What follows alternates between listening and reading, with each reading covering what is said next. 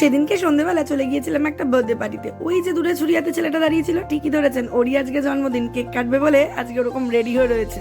যাই হোক, চলুন, কেক টেক কাটা হয়ে গেছে, ওকে জন্মদিনের শুভেচ্ছা জানিয়ে চলে এসেছি ওদের খাওয়ার জায়গায়। আর এসেই দেখছি একদম কড়াই ডুবো তেলে গরম গরম লুচি ভাজা হচ্ছে। দেখে আর লোভ সামলাতে না পেরে বসেই পড়লাম প্লেট নিয়ে। তো প্রথমেই চলে এসেছে গরম গরম চিকেন স্যাটে, তার সঙ্গে স্যালাড আর সস।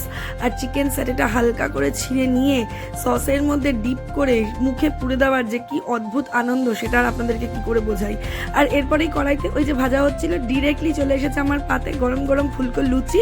সেটার জাস্ট হাওয়াটা বের করে নিয়ে চানা মশলার সাথে সেটাকে একদম মুখে পুড়ে দেবো।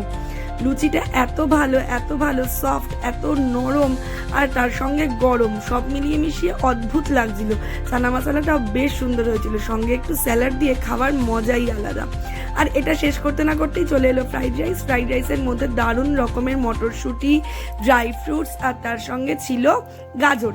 তার সঙ্গে এলো গরম গরম চিকেন কষা। চিকেন কষা দিয়ে ফ্রাইড রাইসটা খেতে দারুণ লেগেছে। আর সাজটাই তো দেখানো হয়নি, আমি কীরকম সেজে গুজে গেছি বার্থডে পার্টিতে, সেটাও দেখুন।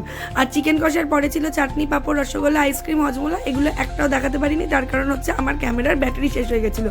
কেমন লাগলো আমার এই জন্মদিনের খাওয়া দাওয়ার ভিডিওটা অবশ্যই জানাবেন। দেখা হবে পরবর্তী ভিডিওতে। টাটা।